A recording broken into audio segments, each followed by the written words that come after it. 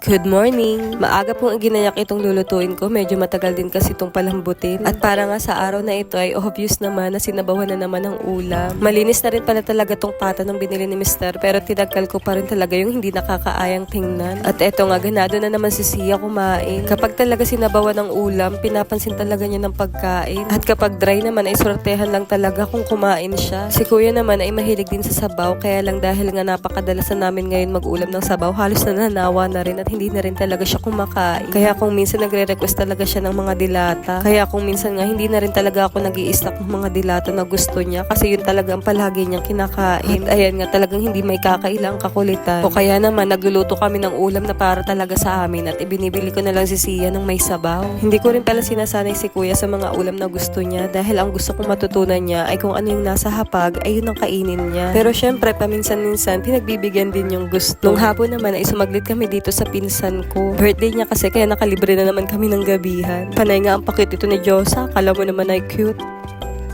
Tamuso!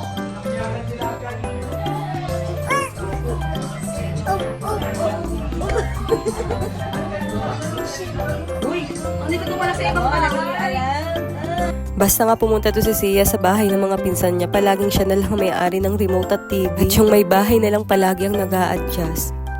Share ko na rin pala itong pantulog ng dalawa. Nag-try lang din muna ako kung maganda ba talaga yung tela at kung mag-fit sa size nila. Natuwa nga ako nung nabuksan ko to dahil nagustuhan ko rin talaga yung tela, print and color. Matagal na nga rin itong nakalagay sa cart ko, kaya lang pinag-iisipan ko rin talaga kung bibilhin ko. Baka kasi hindi suot ng dalawa, pero nung pinakita ko naman kay Kuya ay tuwang-tuwa rin siya at ganito pala talaga yung mga gusto niyang pantulog. Nilabhan ko na rin pala yan bago nila isuot. Medyo late lang rin kasi talaga tong pag-e-edit ko. Minsan kasi nakakatamad din mag-edit. At parang doon na lang nauubos yung maghapon ko. Kaya lang ay nasimulan ko na itong pagbablog kanemi, kaya kailangan ko na lang panindigan. Pagkagaling naman namin doon sa pinsan ko ay gumawa na rin agad ako ng icing. Order pala to ng kapitbahay ko si Sedi at 7 months na yung anak niya. Kinabukasan din ng umaga niya to kailangan, kaya tinapos ko rin talaga nung gabi. At yung fondant toppers naman ay inilagay ko na lang bago i-deliver. Salamat sa pag-order, Bunso. Nakailang beses na rin palang umorder yung family nila sa akin. Kaya natutuwa naman ako dahil tinatangkilik nila. At hanggang dito na lang. Salamat sa panonood. Bye-bye!